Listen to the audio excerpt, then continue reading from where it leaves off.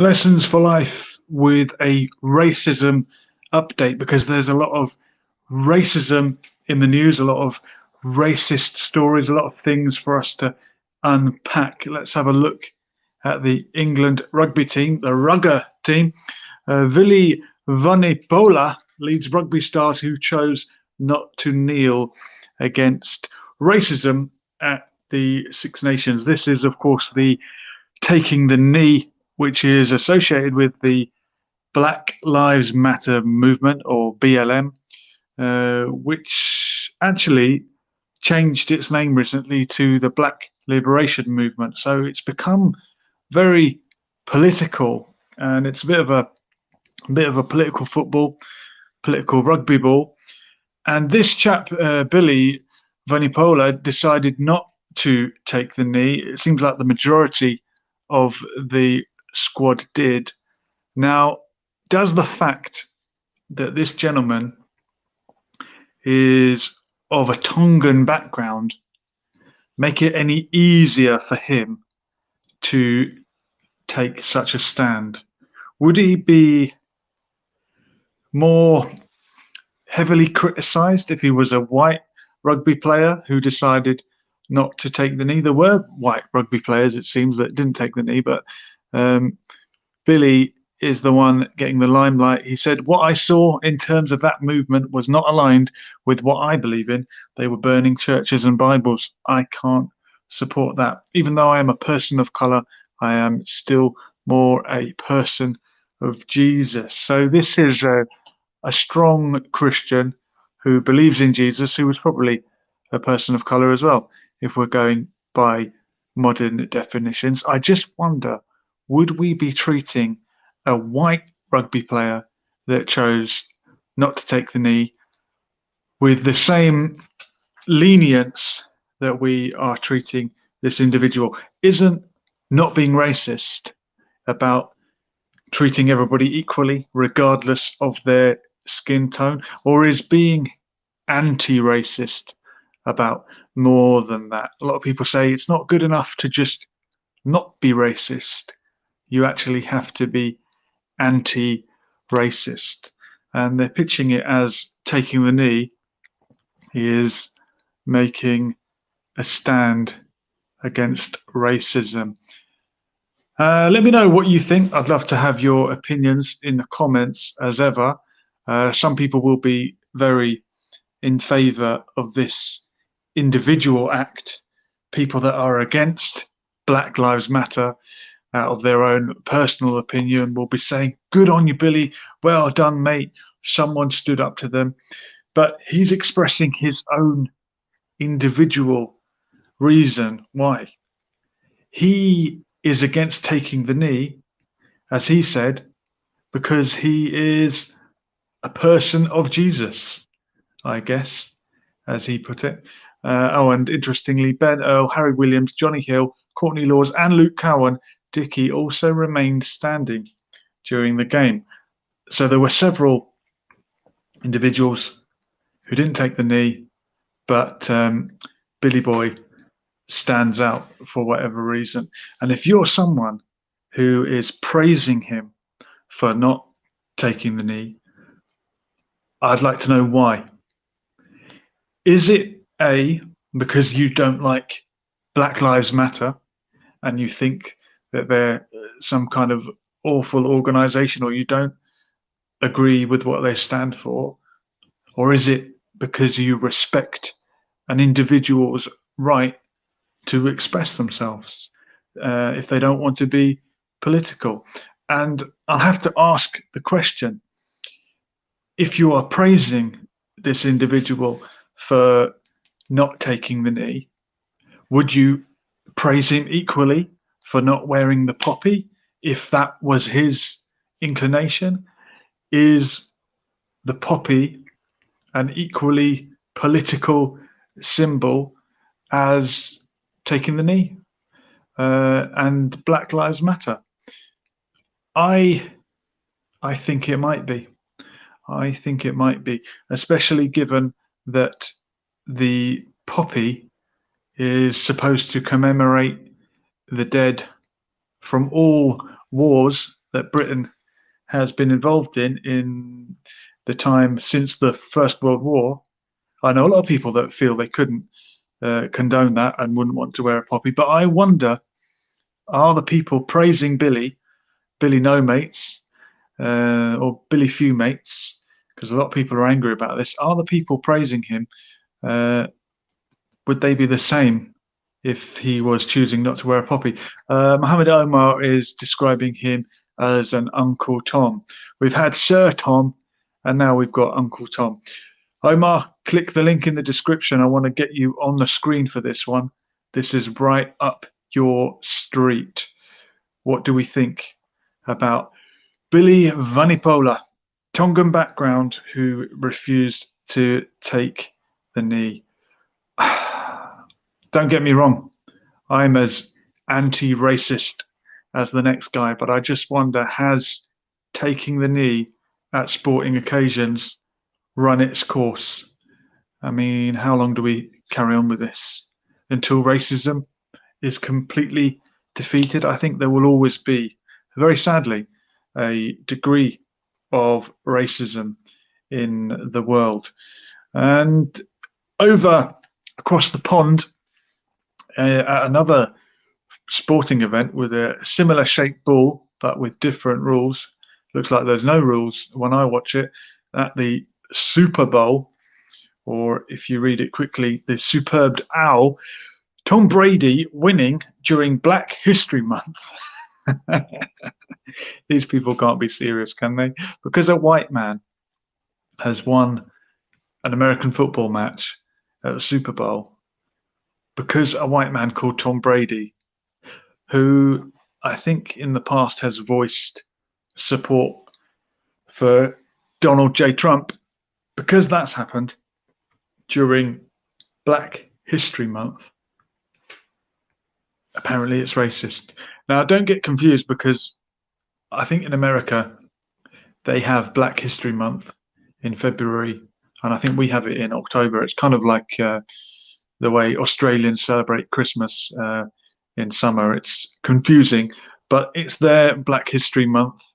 It coincides, I think, with the assassination of Malcolm X and a few other important events in the Black calendar. But because Tom Brady, a white man, has won the Super Bowl, apparently people are up in arms about it. But I wonder, might these be people trolling? Surely they can't be serious, these members of the Twitterati. If Tom Brady beats Patrick Mahomes during Black History Month, then we have to double whatever we're demanding from reparations. Do you really think that's a genuine tweet? Never believe anything you see on the internet. And here's another one. There is no world where I'm rooting for Tom Brady to win a Super Bowl during Black History Month.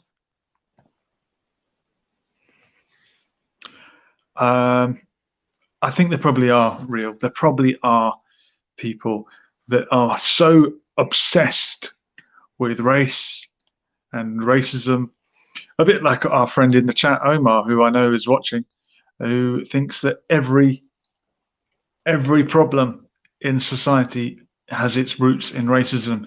And I have compared him to the man who only has a hammer, and every problem looks like a nail. So get on the screen, Omar, if you think you're hard enough, and tell me, is it really racism if a white man wins a sporting event, regardless of what day of the year it is? Sport is about doing your best and shaking hands with the opponent, regardless of their race, isn't it? Or their gender. We could talk about gender in sport another night. But racism raising its ugly head again. Maybe it will just take time. Maybe the scars from years of racism, slavery, segregation are still so raw that it's going to take a few more generations before we can all just get along together and play an American football match without wondering or worrying about what race Tom Brady is and who he supports politically. Maybe we can we could just crack on with it. But it is the racist update, so I have to give you another racist story. Sorry to go on and on about it, but it is important. And this one is more, I think, to do with ignorance than actual race hatred. If we have a look at this story, the Louis Vuitton Jamaica jumper features wrong flag colours. Fashion label's jumper inspired by Caribbean islands' national flag pulled from the website after criticism. Yeah, this reminds me of Jamie Oliver when he recently tried to co-opt or culturally appropriate Jamaican cuisine for her Jamie's Jamaican jerk rice, which was nothing to do with jerk chicken, which is, I believe, chicken grilled on a barbecue. But this is just somebody trying to seem multicultural, trying to seem inclusive, and failing miserably. And this is what happens when you pretend not to be racist. You end up looking a fool and looking even more racist. That's why I sometimes respect people who do have a little bit of prejudice, do have a little bit of maybe racial bias, racial hatred, but they're open and honest about it, and they explain why they feel like this about certain ethnic groups or whatever it is, and you start having that conversation. That's when you can root out the racism and the prejudice and the hatred. Not if we start to pretend, oh, I'm not racist, I've made a Jamaican flag jumper. And of course, this flag on there is actually, well, it resembles several African flags because it features the Pan-African colours, and the green, yellow, red is featured on the Ethiopian flag, which of course is where Rastafarianism was born out of, and Bob Marley adopted that faith and lived by the Rastafari philosophy. And I think Ghana and Senegal also feature flags that are red, yellow, and green. So whoever was in charge of, I don't know, jumpers at Louis Vuitton, or perhaps political correctness, thought, I know, we'll make a jumper with a Jamaican flag. They got all mixed up. They got the Pan-African colours. Jamaica's not in Africa, obviously, but the majority of people there are black, and they just thought, yeah, it's all the same. And I think even the reggae sauce that did that win The Apprentice, I think that featured the green, yellow, and red, because these Pan-African colours are celebrated in the Caribbean by people who are proud of their African heritage. But you can just see people getting confused and conflating things and saying, yeah, it's the Jamaican flag. What is the answer?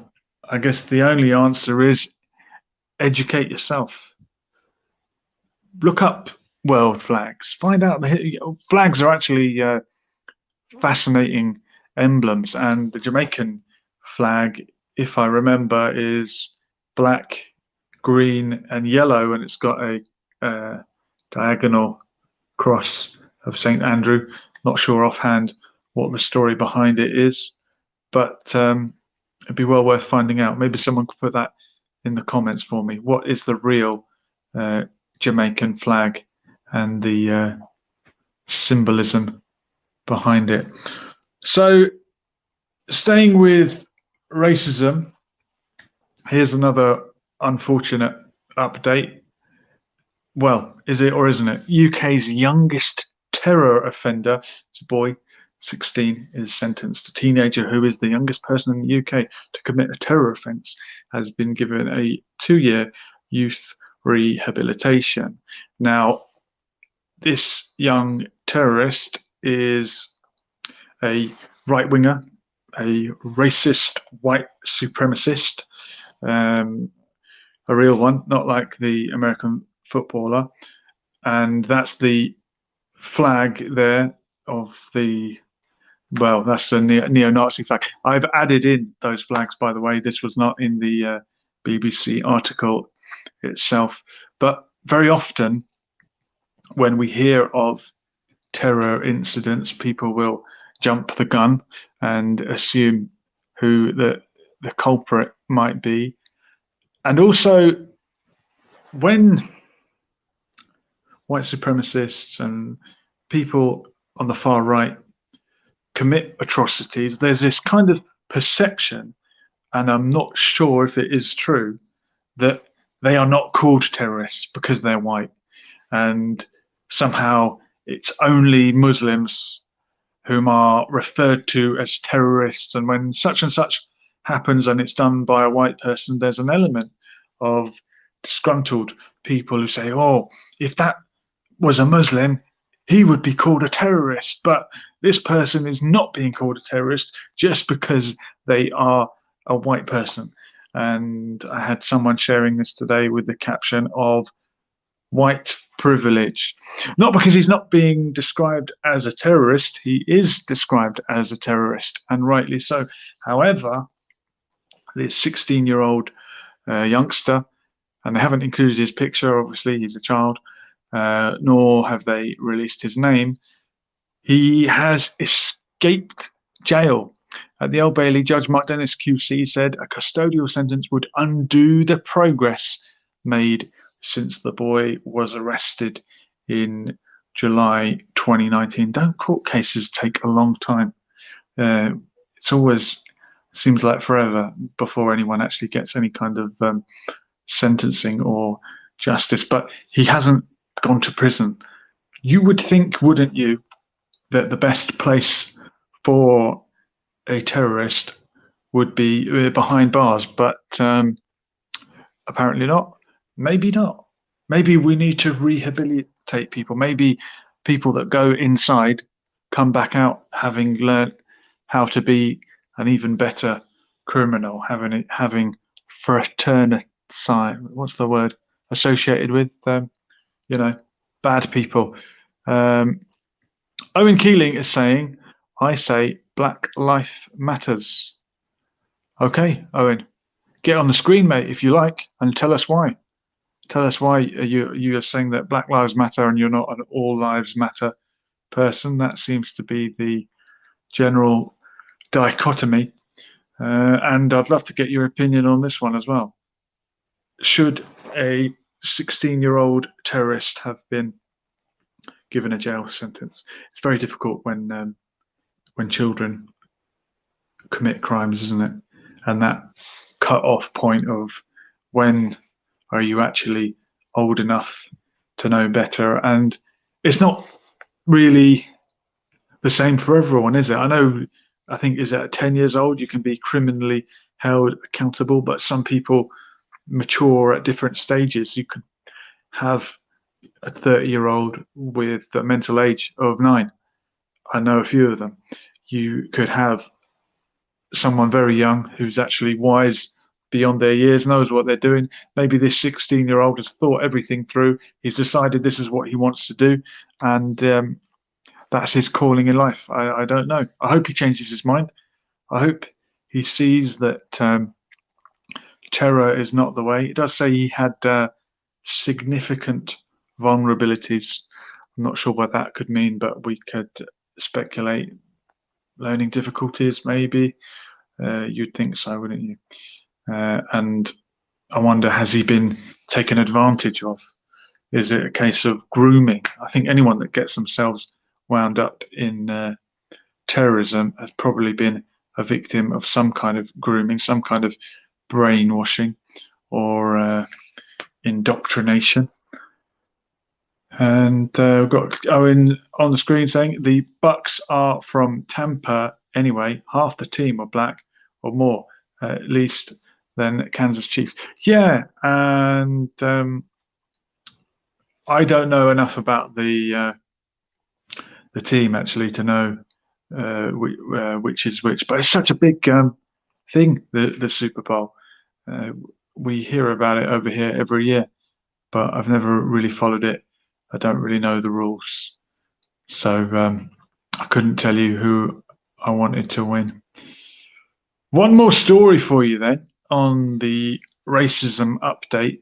Not really a racist story, but a little bit of political correctness. Probably it's all part of that similar type thing. No, Sir Keir. Britain's historic honours system would be abolished under shocking plans drawn up by Labour. If you thought Jeremy Corbyn was politically correct, look at what Sir Keir Starmer is on about, or Keith Starmer, as some people like to call him.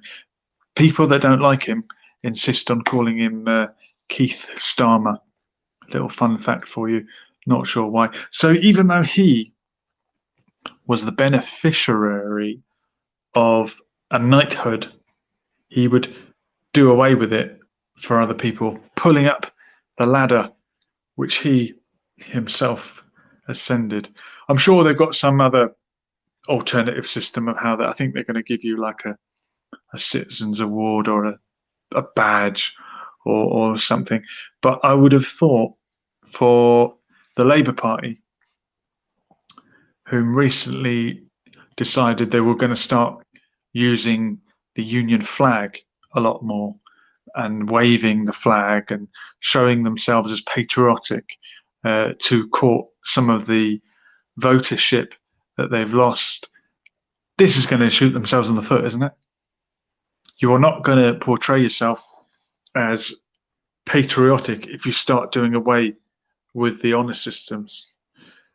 Or can you? Is there a different kind of British patriotism, a way, maybe a more working class kind of we the people British patriotism that is disaffected with the royalty and all their friends and hangers-on and Jimmy Saviles and Jeffrey Epstein's that seem to hang about with them, and the royal family aren't even English anyway, are they? So what have they got to do with us? Maybe there is a different kind of patriotism that the Labour Party could tap into, and Sir Keith, aka Keir Starmer, could come up with a new type of accolade for people. But there he is receiving his knighthood, going down on one knee in front of Prince Charles. It is very strange, isn't it? But isn't that a piece of culture? I am not a royalist, but I get that British people would be proud of the royal family as sort of part of their culture. Always trying to imagine how you would feel if you lived in a different country. What would remind you of back home? Would it be the British royal family, or would it be something else? But certainly politically, I think this is another own goal for the Labour Party. I'll have to speak to George Galloway about it. I'm sure he'll have a lot to say.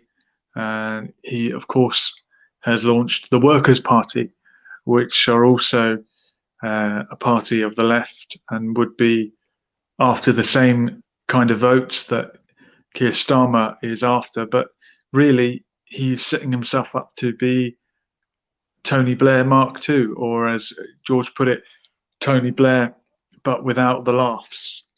So I can't really see this one being a vote winner, doing away with the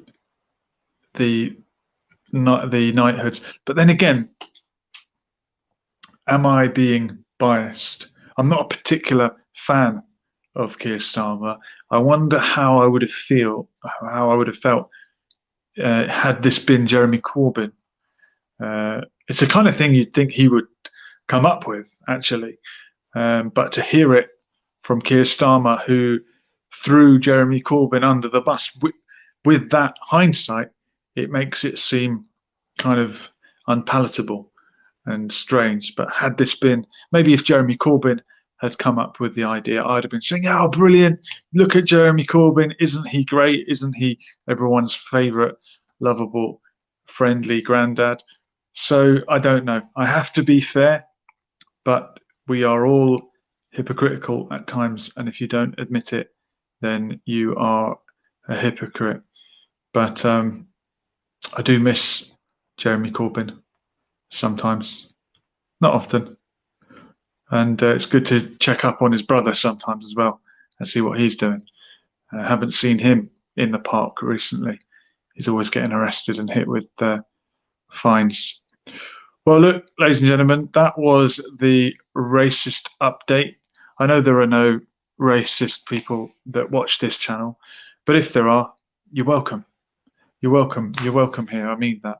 You can share your views. You can explain why it is you have the venom of hatred in your heart for whichever race it is you're not a fan of, and then maybe we'll change your mind. You never know. Thank you for watching. This has been Lessons for Life, and we'll do it all again soon. We were here, and we are gone. Later. President Trump, if you see this, please save us. I don't even see our American flag anymore. Biden's talking with some kind of crazy flag.